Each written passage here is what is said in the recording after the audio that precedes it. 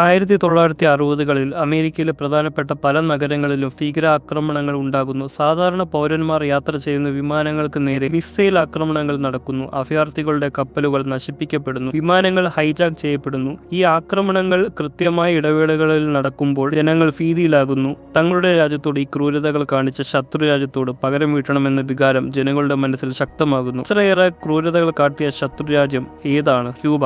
ഇതായിരുന്നു American defence ഡിപ്പാർട്ട്മെന്റും joint chiefs of സ്റ്റാഫ്സും പ്രൊപ്പോസ് ചെയ്ത ഓപ്പറേഷൻ നോർത്ത് എന്ന് പേരിട്ട കൊടും ചതി.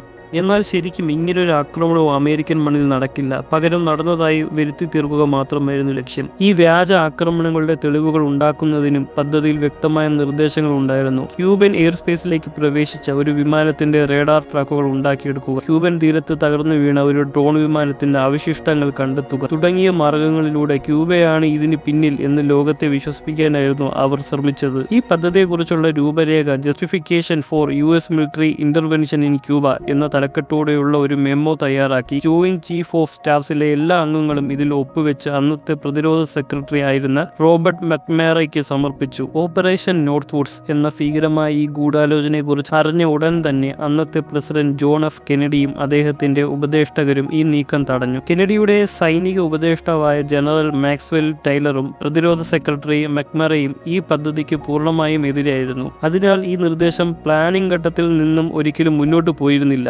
1962 പ്രൊപ്പോസ് ചെയ്ത ഈ മെമ്മോ അമേരിക്കൻ സർക്കാർ ക്ലാസിഫൈഡ് ആക്കി വെക്കുന്നു. ദശാബ്ദങ്ങളോളം അതീവ രഹസ്യമായിരുന്ന ഓപ്പറേഷൻ നോർത്ത് വുഡ്സിനെ കുറിച്ച് ലോകം അറിയുന്നത് 1997 പത്രപ്രവർത്തകനായ ജെയിംസ് ബോംഫോർഡ് എഴുതിയ ബോഡി ഓഫ് സീക്രട്സ് എന്ന പുസ്തകത്തിലൂടെയും ജോൺ F കെനഡിയുടെ വധത്തെക്കുറിച്ചുള്ള രേഖകൾ പുറത്തുവിട്ട അസാസിനേഷൻ റെക്കോർഡ്സ് റിവ്യൂ ബോർഡിന്റെ റിപ്പോർട്ടുകളിലൂടെയുമാണ് ഞെട്ടിപ്പിക്കുന്ന വിവരങ്ങൾ വെളിച്ചത്തു വന്നത്.